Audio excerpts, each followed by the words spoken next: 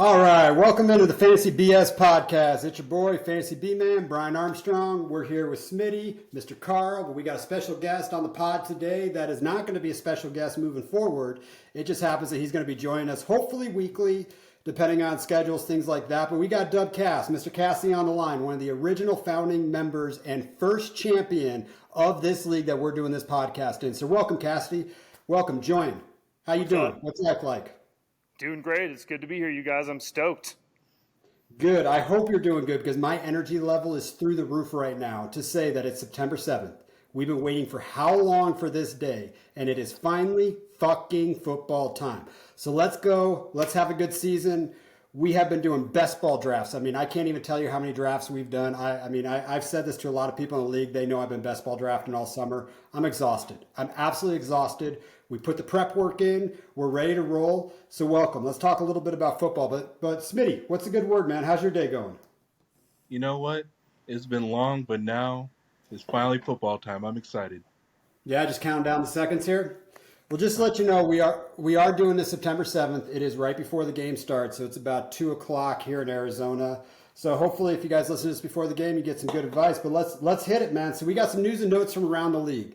So we had a couple trades go down in the league, right before the season started, which is awesome. I love it. People are looking at their team. They're saying, you know what? I need to tweak it a little bit here. So we've already seen 2 trades go down. First trade we saw go down, it was interesting to me. And what it was is we had Dr. John, one of the newest members of this league. He took a very aggressive draft strategy. He drafted some players that had some injury risk, especially Jonathan Taylor in there. But we just saw a trade from Dr. John. He's sending James Cook and Isaiah Pacheco. He's receiving James Cook and Isaiah Pacheco, and he's sending A.J. Brown to Snake Eyes. So before I get into my thoughts on that, Cassie, I want to hear your thoughts on that trade real quick. And as I do that, I want to let you know as well, we went to a 1 RB position, and one wide receiver, and every other positional setting is basically a flex. So you do only need 1 RB. You only have to start 1 RB in this league, and we also are on a full PPR right now. Now, the breakdown before you answer this is going to give Snake Eyes a killer receiving core, but it's going to leave him very weak in the running back position right now that I think he's going to need to find some replacements down the line or some waiver wires. But tell me a little bit about your thoughts against those 2 running backs versus A.J. Brown.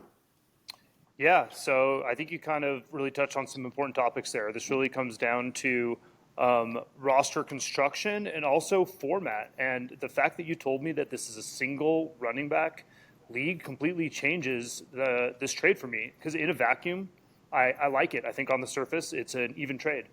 If you only have to start 1 running back, that's going to weight this trade heavily in favor of A.J. Brown. I really like that side of it.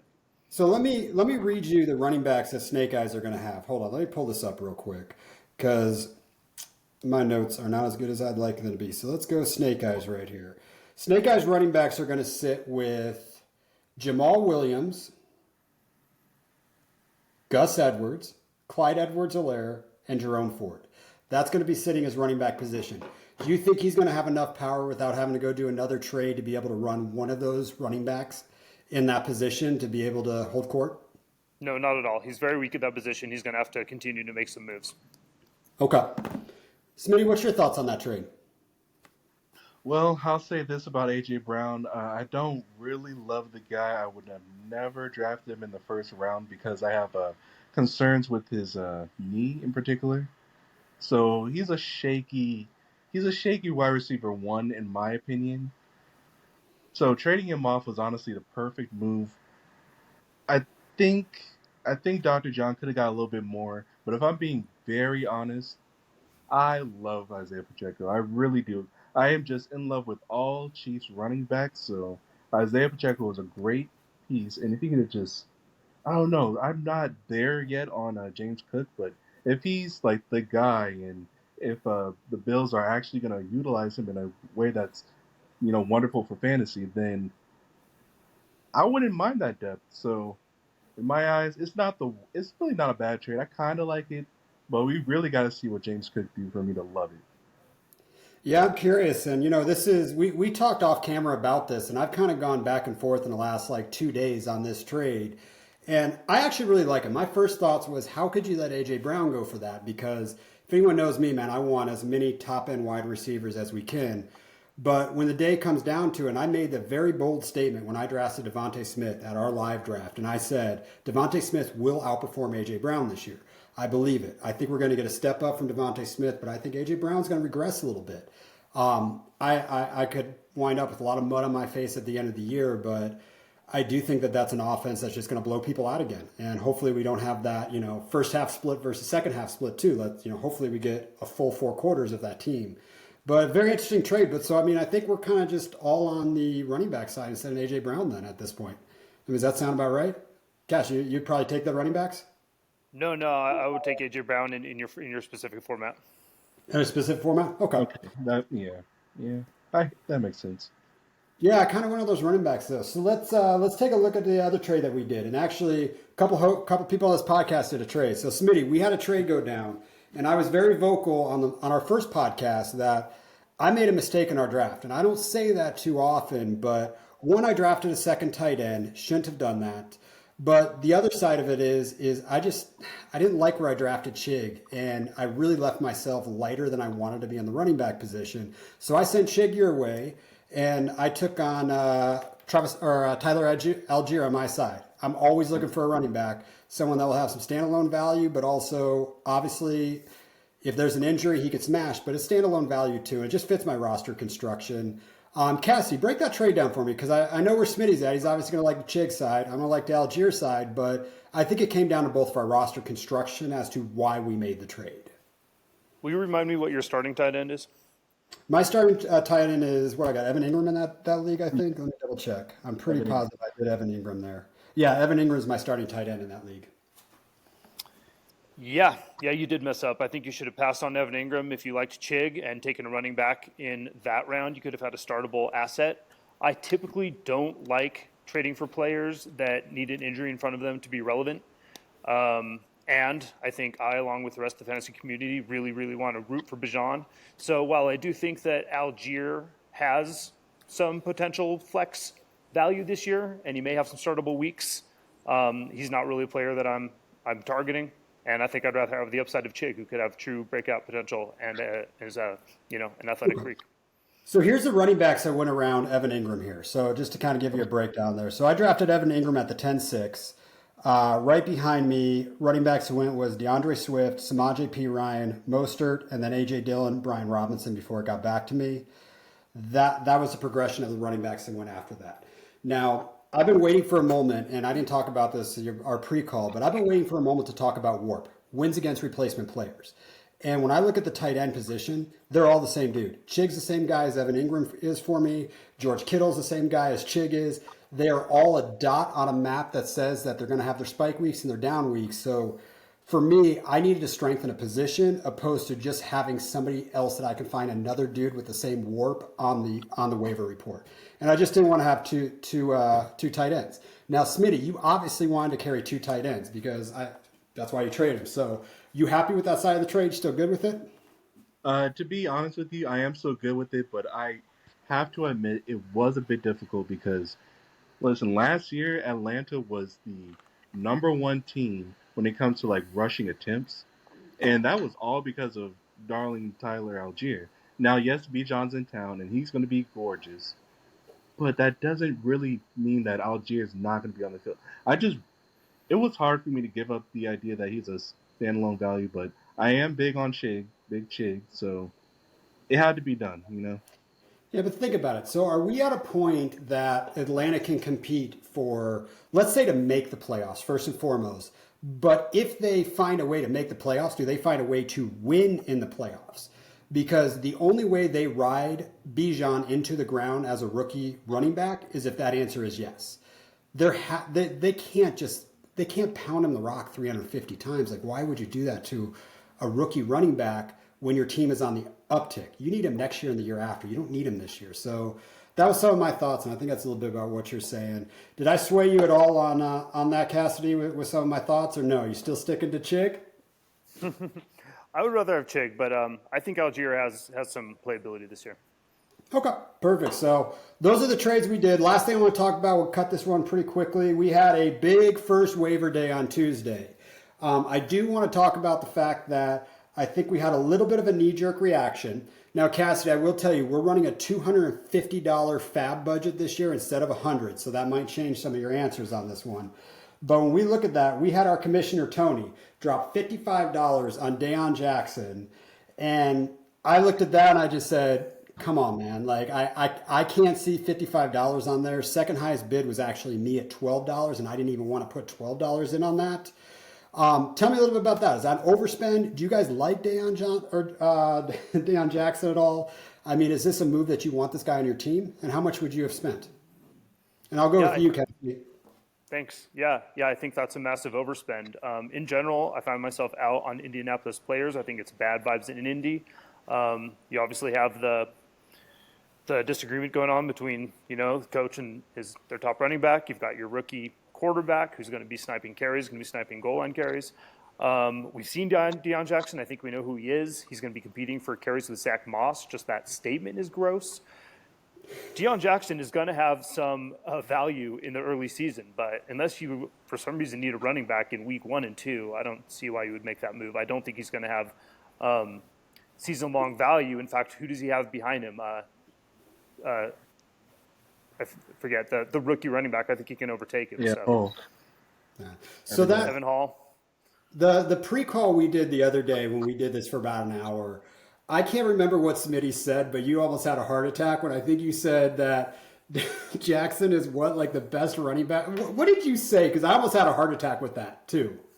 so yeah, I think Deion Jackson is the best running back in that committee until Zach Moss is healthy, and then it'll be Zach Moss's turn. Yeah, And that's he disgusting. said, "Well, that sounds like crap versus crap." No, what I said was you just said that Deion Jackson's not a good running back. Oh, that's what it was. Yeah. Either which way, if I had a cool button hit an alarm sound, I want nothing to do with that backfield. I don't want anything to do with those wide receivers. I'll take a flyer if my construction says so on AR-15, but I am fading anything and everything to do with Indianapolis. I can't imagine ever even starting their defense because I think the offense is going to be that bad. So, Tony, I hate to tell you, man, podcast says you overspent. Little knee-jerk reaction. I will tell you that I have a feeling you're listening to the Ballers because they've been preaching the last 2 weeks on their podcast that spend your fab early because you get that player all season, or if they break out in game 1, they have a better probability of doing it than if game 4 or 5. I still think you need to control your spending a little bit on there.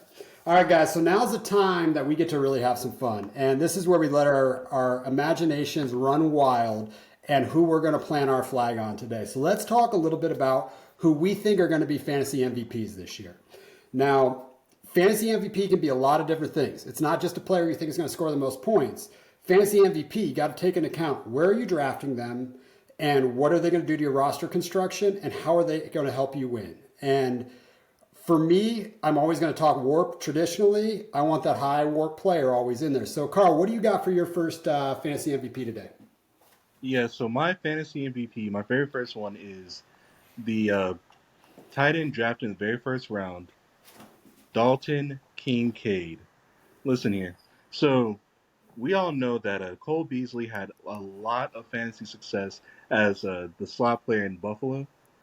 Since he started falling off, that's been a hard spot to replace. And I think due to Kincaid's athleticism alone, he could finally put himself in that slot and take that goodness to the Smittyverse. I love him. So, question I have around that, and so we talk a lot of off season, a lot of talking. I also do know that you're a Gabe the Babe fan. So the fact that you feel Gabe the Babe's he's not gonna have a breakout year. We're not on Gabe the way we were last year, but I think you agree if your roster construction says so, that he's got a place on your team. So do you think Kincaid could just step in, take a slot, and just say, you know what, I'm better than you, Gabe, and take those targets? Or is he going to fight with Gabe for those targets? Because if he's fighting with Gabe for those targets, Steph Diggs is going to be the number one there. And I still think Dawson Knox will be getting targets as well. So does Gabe have to just completely vanish in that offense for him to really have that MVP year, or enough to go around? Before we talk about Gabe the Babe, let me tell you something about Dawson Knox. Dawson Knox will do the one thing Dalton Kincaid can't do, and that's block. So enjoy that role, kid. Now, as far as Gabe goes, okay, let's say the two duke it out. Kincaid's winning due to his athleticism alone. I genuinely think he's a better, bigger freak.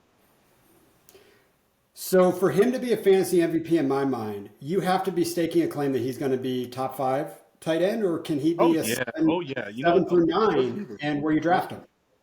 yeah, oh absolutely. I would say we got Kelsey at one, Andrews at two, Waller maybe at three, Kincaid at four. And you know what? Forget about it. Waller and Kincaid can fight for the third spot, and maybe even Kincaid to rise to two.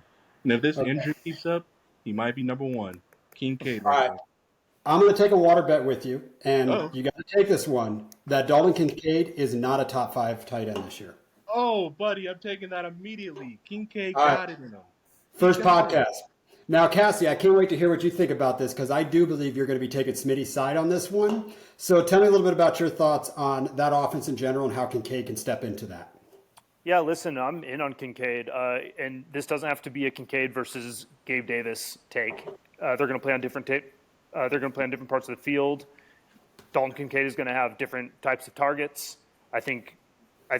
Obviously Gabe Davis can still take long shots to the house, and you're going to have. I think Carl said this last week, but I really liked it. Kincaid has Josh Allen's dirty little slot.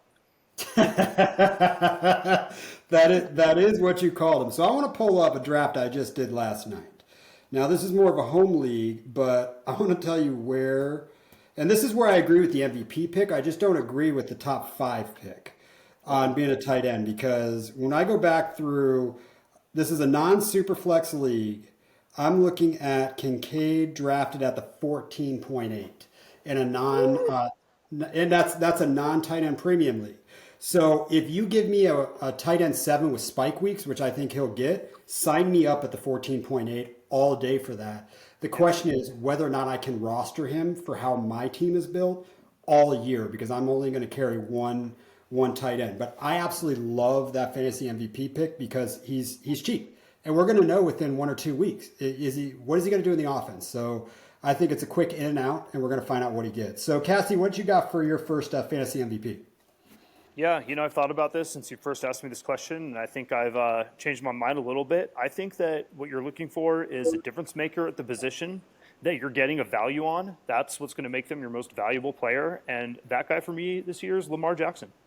I think that Lamar Jackson, you're going to take him in that gap after the big three go and before the rest of the guys come off of the table, and he's going to absolutely make a difference in that onesie spot on your roster, and he absolutely has the potential to end up being the number one at the position. He can totally do that. We've seen him do it before. So after you see Josh Allen and Patrick Mahomes and Jalen Hurts come up off the board, wait a little bit and make Lamar your guy. He's going to win the league for you. So I love that. I love that take, Dubcast, because if anybody knows me, and I know you didn't see the first episode of the podcast, but I spent some time talking about Lamar. I do feel that he will win MVP this year. I think he's the most underrated quarterback still right now in the draft because I see Fields go above Lamar sometimes, and I can't understand it. But I'm not drafting Herbert above him, and I would rather Lamar on my team than any of the other ones that you were just talking about. Like he's my ride or die. I've spent all offseason talking about he's going to be MVP. He's going to light the world on fire. And Zay Flowers is going to be the wide receiver one. And it might be week one that Flowers is the wide receiver one. So I absolutely love it. And I'm going to say one thing real quick because we got another little bit at the end of this. And it's called What We Need to Go Right. And I'm going to spend some time talking about that because Lamar is who I need to be right about this year. I have to be right about him.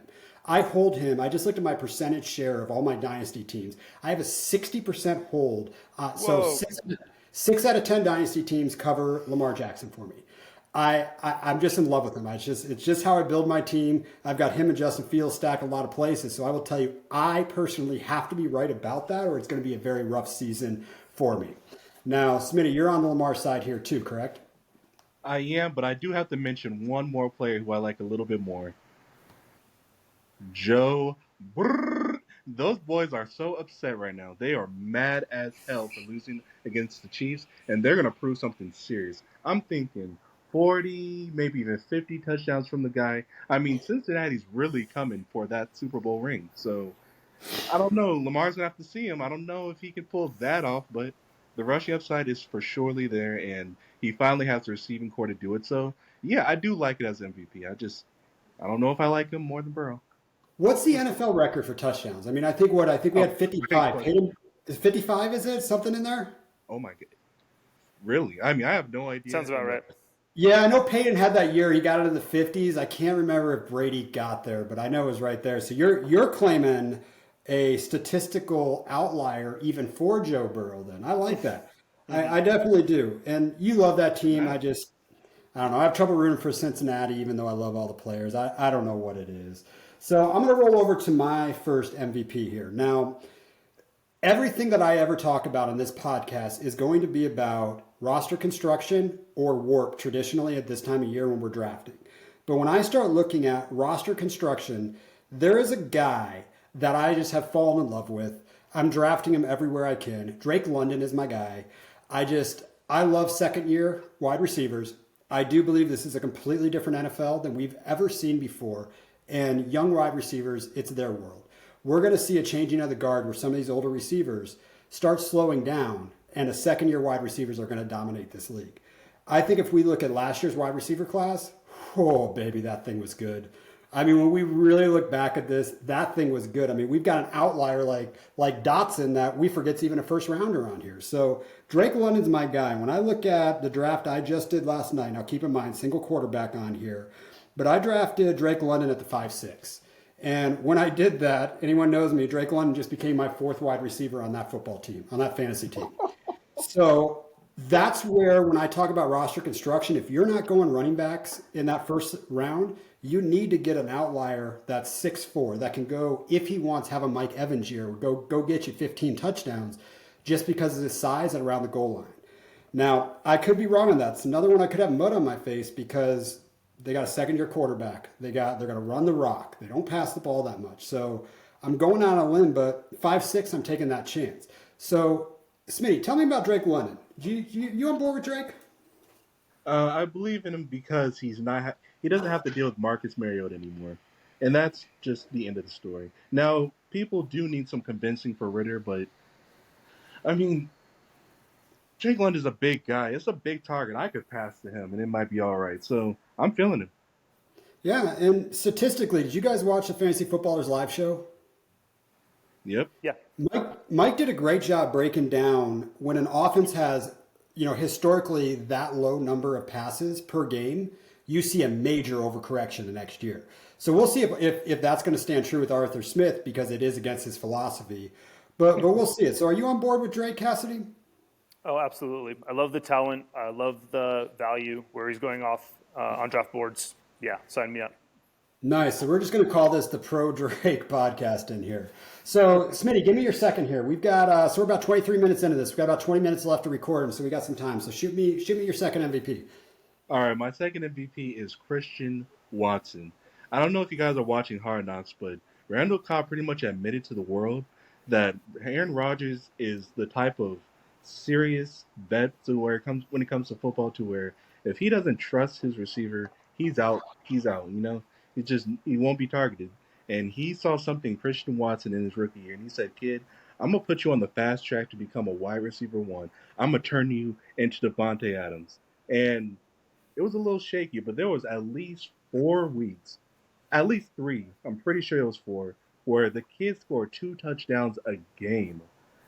How can you not? I mean, look, okay, so Aaron Rodgers is out of GB, but you really can't take the dog out of Christian Watson. I'm rooting for him heavy because Aaron Rodgers made him the guy. In such a From short week time. 10, from week 10 last year, I mean, he was fun to watch. And people forget, I think it was either the opening game or the second game last year, where Rodgers literally dropped him a 50-yard pass in his hands that he dropped. And everyone's like, oh, the kid's not going to be good. But he's always open. I'm a big Jordan Love guy. I got to get off topic real quick. Did both of you guys watch all 4 episodes of Hard Knocks? Oh, absolutely. No.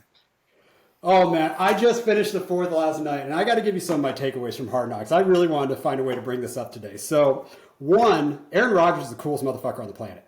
I am in love with Aaron Rodgers after Hard Knocks. I saw a side with him. He walked in like he's just that coolest dude on the planet, just walking in like he is literally the god of that team, and he owns it, and he's hilarious. He's mentoring. Him and Zach Williams' relationship looks amazing. But last night, my takeaway in the fourth one is one, Tyler Conklin. He barely is in this thing except the fourth episode. That dude is just cool. I am all on Tyler Conklin right now. And then when you look at Uzama, the other tight end, he is one weird son of a bitch. Like, just weird. Like, he's off my team because of all this. But anyway, so Cassie, let's hear your take and your MVP on. Let's hear your take on Christian Watson, and then just throw your MVP on right after. I've been in on Christian Watson. He pulled a hammy yesterday, so it's making me a little nervous there. That worries me because he dealt with some soft tissue issues at the end of last year that derailed his touchdown train. So I'm a little nervous. I've been taking him, but I'm in on the talent. Yeah. Yeah, he's phenomenal. I do think him and Dobbs both take a step up. I'm in on Christian Watson. The only question is, are they gonna really let him develop as a passer, or are they just gonna turn around and hand the ball off to those backs out there? I hope they just say, screw it, let's see what we have as a passer. But we'll find out. So I love the take, pro Christian Watson podcast here. It's gonna be fun to watch them. So who's your second MVP here? We got time. Yeah, sure. So to just kind of keep this conversation about roster construction going, my favorite builds this year have been hero RB, and even if the right guy comes around the second round, a robust RB, I still think that having a difference maker in that position is the most valuable player you can have on your roster. And so if that's the case, if you're going to go hero or robust RB, you're going to look for difference-making wide receivers in the middle to late rounds. And my difference-making wide receiver for you is Johan Dotson. I think that he is a player that you're going to get in the 7th round that is absolutely going to take a step forward this year and score a ton of fantasy points, and you're not going to want to leave the draft without him. That guy is incredible. That guy is absolutely a freak. And, we talked about this on the pre-call, but if you get half the targets to Dotson and half to Terry McLaurin, Dotson's going to be the wide receiver one of that team from a fantasy standpoint because he's going to score touchdowns. Terry doesn't score a lot of touchdowns. And I'm in on Sam Howell. I love that take. I spent a lot of time in the first podcast talking about him. I spent all off season talking about him. I'm incredibly irritated he's not on my team in Triple C. Tony snagged him like literally 2 rounds above his ADP is just pissed me off. Yeah, Carl, let's hear your take because I know you're down on that offense. So let's just make fun of you. Let's get your take and we'll move on and agree that you're wrong. Yeah, I don't feel the Manders. I don't feel them at all. I mean, you know what? The enemy's there. Hopefully that's positive. But if I'm going to draft anybody from that team with, confidence, it would be Dotson for sure. So, Great pick. Great. Perfect. Yeah. And by the way, I want to tell you guys a joke because I told my wife I was doing the podcast today, and she looks at me and she says, "Are you done with all your drafts?" I said, "Yeah." I said, "I finished my last draft last night." She's like, "Good, because one more draft, your wife will be a free agent if you don't stop that crap." So that's what my wife told me right before I jumped on here. I had to tell you guys that. Oh, no. So where we're at, so my second MVP pick, and it's going to come down to roster construction again. It depends if you're going running backs up top or wide receivers up top. And it's just, there's 2 players out there that I do like. If you're going wide receiver heavy, you need to look at a guy like Dameon Pierce, that 4th round, hopefully gets in the 5th. I got to talk to people when we talk about warp and roster construction is we talk about this running back dead zone. People aren't realizing that the 4th round isn't the dead zone anymore. The 3rd round possibly is because all these wide receivers are getting pushed up now. So good running backs are actually getting pushed into that 4th round. It's not the dead zone like it used to be. So a guy like Dameon Pierce, he's going to be a workhorse. They brought in Singletary. Bottom line is they're going to use him when they're down. They're going to make him a workhorse back. So for me, if you're going wide receiver right up top, he's a perfect guy to get. Backside of that, if you're going running back heavy right up top, man, take a late round flyer on a guy like Elijah Moore. I mean, that guy, from a standpoint of catchable passes, the percentage, I think it was like 10% of the passes that they threw to him last year were catchable. That's ridiculous. He had one of the best open, the amount of times he was open versus other wide receivers was one of the highest in the league. So he's got some skill. Let's see if he can use it. Now, are you guys on board with either one of those players? I figure Pierce, maybe not more though for you guys.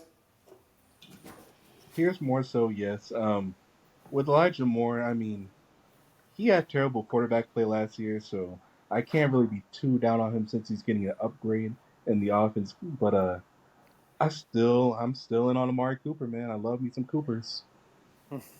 God, I could just keep waterbed this damn thing, but I'm not doing that. I'm not doing that. I hate it. Yeah. What about you? Are you you're kind of off the Cooper side, aren't you, Cassidy? You know, I have actually think that he's a very talented wide receiver. I find myself kind of down on Browns players generally speaking, but he's one of those wide receivers. He's going so late. Take a flyer on him, see what you got. I don't like him as an MVP pick, but I think he's going to be a playable asset. Yeah, and then for Dameon Pierce, man, I love that kid's talent. I think he runs hard, and I want to see him succeed. He's on a terrible offense, and there's some whispers saying that the way they used him in the preseason might not be what we see on the field. I think you're going to see Singletary get a little bit more involved, but that's not to say he's not a value in the fourth round. He is. If you went wide receiver for the first 3 rounds, you need to get yourself a running back to plug and play. Yeah, he fits the bill. Yeah, we drafted early in Triple C this year, so I actually drafted Singletary, and I just felt he was going to have a better place in that offense. But really, those last 2 games watching it, it makes me want to puke with Devin Singletary right now. I mean, yeah, he'll have his value in a PPR when they're down because they're going to be down a lot. But I love Pierce.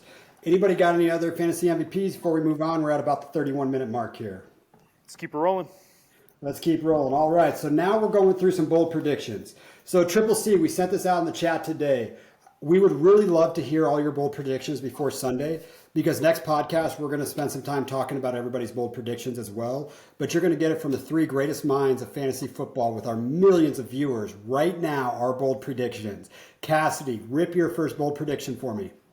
Yeah, my first one might on the surface kind of sound like a homer take, but I actually think that the Broncos are a playoff team this year. And that sounds gross, but you got to kind of think about how are they going to do that? Well, they're not going to do it off the back of Russell Wilson's arm, okay? They're going to do it off their running game and their defense, which are both strong. Peyton's offensive system and a strong defense, talent at the running back position. I think an old school high team mentality, we're going to get there. So all I see is question marks at the running back position right now. Don't get me wrong. I've been picking up some value on Williams across the board, but you guys have seen me draft. I don't draft players that have injuries during camps. So you still feel like that is a strong running back committee? You think P. Ryan is really going to be that guy that can, step in and just pound the heavy T for Peyton? This completely pivots on Javonte Williams' health. They're saying he's healthy. He looked it in the preseason. I'm going to go ahead and believe it. We haven't seen it often, but we have seen it before with Adrian Peterson. So is Williams a player? Is Williams a player you would rather be right on, or you would rather avoid, or you'd rather just be wrong on if he's good? Because to me, I would, truthfully, if he just pops, I'm quite comfortable being wrong about that. Than having him on my team and saying, shit, my wide receiver heavy build is completely fucked right now. I've mostly avoided him, but I think that the risk is baked into his ADP. So I'm not worried about taking the flyer on him where he goes in drafts. Okay. And do you think that they can be successful in the playoffs if they make it? No, I do not. Okay, so round 1 out. Very with you on that one. I would take the under them making the playoffs. I think Russ is cooked. I really, something about Sean Payton, like, I used to be a fan of his with the Who Dat Nation, all that stuff. I just hate that guy since he took over Denver. I hate the arrogance. I hate what he was smack talking about Hackett. Just wasn't my side. But, man, if Russ has anything left, you're going to be right. No doubt about that. So, Smitty, hit me with your bold prediction. Or let's hear do you think they can make the playoffs? We didn't get your At the start of the offseason, I was big on Russ making a comeback. I thought that was a really heartwarming idea because he is the butt of too many jokes. But if I want to make the playoffs, I don't think so. Not this year. I think this year for them is like a figure it out with the new coach type deal and see what Javonte can do. Finally, my bold prediction, which is freaking crazy, I have to admit it is a little wild, but I do in my heart believe that the Texans will not be a bottom 10 team. And you know what the best thing about this pick is that around the 20 range is the Broncos according to most power rankings, and I do think the Texans will have more wins and just be a more better off team this year, 2023, 2024, than the Broncos. So yeah, I do see them not being a bottom 10 team. Let's see it play out. Let's see it play Oh out. yeah, I'll water bet Jesse, will that. you please just set this man straight? Just set him straight. Yeah, I'll set him straight with a water bet. Okay. Broncos will finish higher than Texans, no doubt. All right, water bet it is, sir, because you're gonna get wet. This is final NFL standings. Yep. Yeah. Smitty, I got. We're doing it. I got. We're doing So, what's the tie break? What's the tie break if they finish the same record? I mean, well, just the final standings. Yeah, they Yeah, can't I be in think- the tie. They're going to be in the final NFL standings. So whatever the Okay. NFL tiebreaker there is, I think it's division wins or something. But Dude, Smitty, you're gonna be wet, bro. You're taking two bad bets right now. You're taking two We'll bad see. bets. We'll see. All right, so let me. So I'll go with a little bit of a bold prediction here, and I've got two of them. I don't know if I want to talk about one. I want to talk about tight ends. Okay, so we spent some time talking a little bit about tight ends here earlier, and we had a fantasy MVP as Dalton Kincaid. I'm just going to take a bet that more than two tight ends matter this year, and it's part of just watching the NFL change. And we're looking at warp data, where we're looking at all these statistical data against friggin' tight ends in the 80s, the 90s, the early 2000s. This isn't that world. We lived in a world where you had to be 6'6", 270 pounds. You had to look like Gronkowski. You had to look like these guys to be a tight end. But over the last 3 years, it's been startling how many first-round tight ends have been drafted. And none of them are 6'. I mean, you have Kyle Pitts, that's the freak that's got the size. But everybody else is at 6'3", 240, 6'4", 250. Smaller sides of tight ends right now. And you said it. Kincaid can't block. None of these tight ends can block, so they're just going to be out there running more routes. With that said, we're going to have Kelsey be the king if he's healthy. Andrews is going to have a good year. But around this tight end 3 through 6, they're going to matter for a team this year. And you're going to have some spike weeks, you're going to have some 0 weeks, but I'm willing to bet you by the time we look back, we'll say, you know what, there was 5 really usable tight ends in fantasy football this year. And part of the other reason, if anyone looks at a warp chart, my God, you have to take Travis Kelce off that chart because he's a Greek god. He's the best tight end to ever live. Like, you can't look at that and say, oh, all the other ones can't be him. Well, take him off that warp chart. Now everybody looks about the same, and then you just get some spike players with some of these younger talents in there. I know you guys have been big on Kincaid this year, so I'm going to assume that you guys are going to have Waller, Kincaid, Andrews, Kelsey. Are those the 4? Is that your break point right there? Do you put Hawkinson as a 5th that matters? definitely. Yeah. Okay, so there's 5. What if Kyle Pitts actually gets some targets, even though we're listening to these beat reporters just blow him up about being the 4th target right now? That's a possibility of a 6th. And then we'll see. Maybe some of these younger talents can step in. But I do think tight ends are going to matter, but obviously you still want Kelsey. Go out there. So any thoughts on that from a bold prediction standpoint? Cassidy? Yeah, you're seeing it. You're seeing it in the draft strategies of the NFL. I mean, look at Sam Laporta and Musgrave in Green Bay. These teams are targeting athletic tight ends, athletic pass catching tight ends. I think we will see a shift. Yeah. What does the landscape look like when Kelsey retires? That's going to be interesting to me because then it's like, will you have a positional advantage anymore with one guy? So we'll see. Carl, you on board with some tight ends mattering, or are you just going to stick to, if you don't get the top 2, maybe Waller in there, you're out? Oh, no. All right, well, we lost Smitty, so we'll just move on there. Any other bold predictions there, Cassidy? Anything else you want to cover on bold predictions? I have one more. Is mostly for Smitty's benefit. I thought he was going to really like this, but I'm going to go Dalton Kincaid, Offensive Rookie of the Year. Jesus, that's spicy, dude. I love that you just ripped that one out. I cannot wait for his ass to get back on here. I know. I had that one all queued up and ready. I knew he would love it. I thought he would like that one better than my Broncos take. So, oh well. Holy crap. If that happens, both of our predictions, like the whole podcast is just going to be right about everything. But Yeah. Holy crap. Yeah, it's in line with what you're saying too. So, Offensive Player of the Year. So we'll just Rookie. keep rolling until Smitty gets back here. We're about the 39 mark right now. But, Offensive Rookie Player of the Year, to be clear. Okay, so let's just jump ahead. We're going to do this in a couple of minutes, but let's do a little bit of a DFS breakdown. So everyone that's still listening to this podcast, hopefully it's not been too bad. I know we got millions of people out there, but part of the reason we wanted Doug Cass on here is I love his take, one, on roster construction. He's a little bit negative on some players, which I love. But the most thing I love is he's really big into the DFS world. And I will admit I've done just about every side of fantasy football possible except for Devy leagues because I haven't gone into college yet. And Smitty, we're just catching up. We'll jump you back on here in a second. And I've never done DFS. So Smitty, Cassie, talk to me about DFS. Tell me about your Slack channel.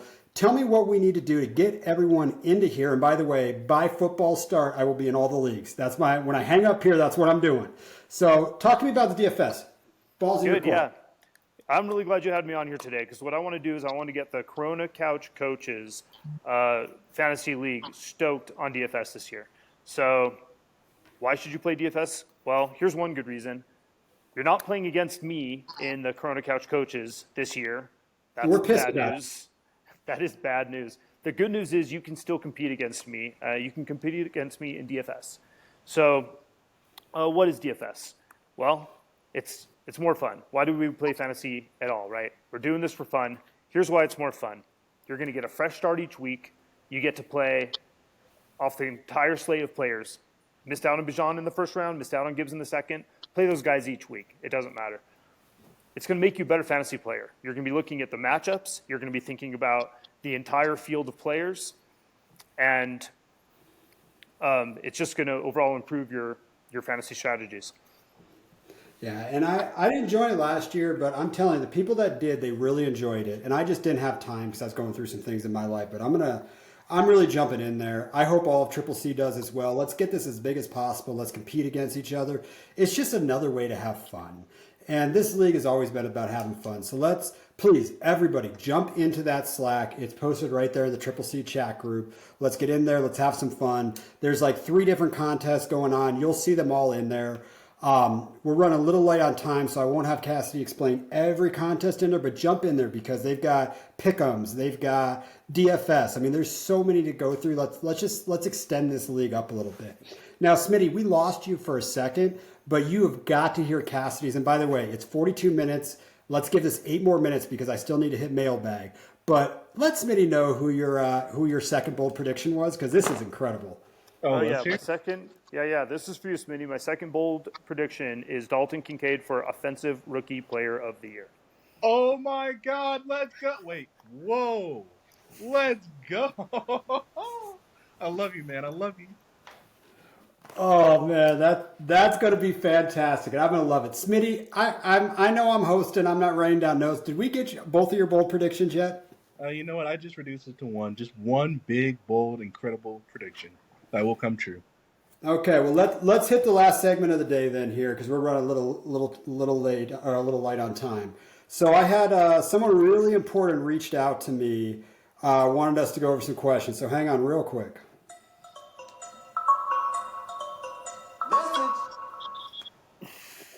I absolutely love it. So we had Tim Ho reach out to me via DM for Sleeper. He had a couple questions in here, and first there's 3 in here, and I love this question right here. He says, keep trade cut. Do you fantasy footballers, the Triple C League, or Beyonce? So who you keeping, who you cutting, and who you trading? Should I start? You know, screw it. I'm going to start this one because I don't want you to steal my answer. First off, I am trading Beyonce 100% of the time because you know what? I got Megan Thee Stallion out there that I can go trade her for, and I get a younger and even more bootylicious girl on top of that one. So I'm going to trade. Beyonce. First off, I also would like to know is if I keep the fantasy footballers, all 3 of them, do we have to have all 3? Like it's all 3 or none, right? It's all 3.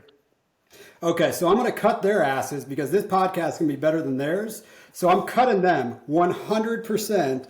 And I guess that's going to leave me keeping this league. So bye-bye, ballers. Don't know what to tell you. So who you keeping, who you cutting, Cass? Yeah, I think you guys all know my answer. I'm going to trade Beyonce. She's got very, very high trade value, but not a lot of value to me. And who you trading her for? I don't know who I'll get back. Maybe I'll get Jay-Z. We'll see. And listen, I love you all, but I'm cutting CCC. I'm keeping the ballers. They're my boys. Yeah, I guess you already did cut the league. You had to choose that, right? All right, right. Smitty, what do you got? Let's hear your love of Beyonce. Let's hear it. Um, well, I would have to trade Beyonce, honestly. Like Cassie just said, she has a lot of trade value, and plenty other bands, plenty other artists I'd rather have. Even though she is stock full of hits, I mean, the trade value is absolutely high. If I'm cutting anything between the Ballers and the CCC League, the Ballers got to go, and it's very easy because you know what? I already episode 2 enjoy this pod so much more. Oh yeah, and we're not biased at all about this. Oh no. All right, so we're gonna have one more question, then we're gonna end this because I actually thought this was a cool question. But Tim also asked, when building a roster this year, how has draft position changed your build strategy? Mr. Roster Construction, the king of it, Cassidy. I know that's your biggest thing since the day I met you. Let's hear it from you from roster construction, depending on where you're drafting. Yeah, if I can get one of the it's really big 2 wide receivers now. Used to be big 3. If I'm getting Justin Jefferson or Jamar Chase at the 1, 2, or 3, then I'm starting with a wide receiver. I'm hoping for Gibbs to come around in the second. Then I'm stacking wide receivers and getting my running back too late. Later on in the first round, then I like the value of either a robust or a hero running back strategy, because if you're towards the back of the first, you can get like a Nick Chubb, Josh Jacobs start or something like that. If I can leave with 2 running back ones, sign me up. What about you, Smitty? I mean, we've all drafted from every single position possible with Best Ball 2 this year. So what's your thoughts? Yeah, my favorite so far is what Cassie said. Now listen, if I miss out on JJ or Chase, then yeah, I'm gonna go for one of the bigger running backs. As much as I hate the team, I'm looking at McCaffrey. Even before that, I'm looking at Bijan. But the question is like, who is my comfortable having a wide receiver 1? Comfortable with Olave being my number 1. Comfortable with being my number 1. Very comfortable with Garrett Wilson if he was even to fall. And oh man, I had another one. All I'm saying is I'm very okay with that tier of receivers being my number 1. So yeah, if I miss out on Cassidy's or construction, which I love the most, I'm very okay with hero RB, especially if it's Bijan or McCaffrey. Yeah. Yeah, that makes a lot of sense. So I will tell you where I hate drafting from this year. And my 3 most important leagues, I literally had the same draft position. It was like the 7. And, I don't like to have a game plan of how I want to build a team. But the reality is I don't want to build around running backs. If I can avoid that, I am going to avoid that 100% of the time. So the fact that you want Chris Olave as your number 1 wide receiver, I refuse to have him as a number 1. I want him as a number 2.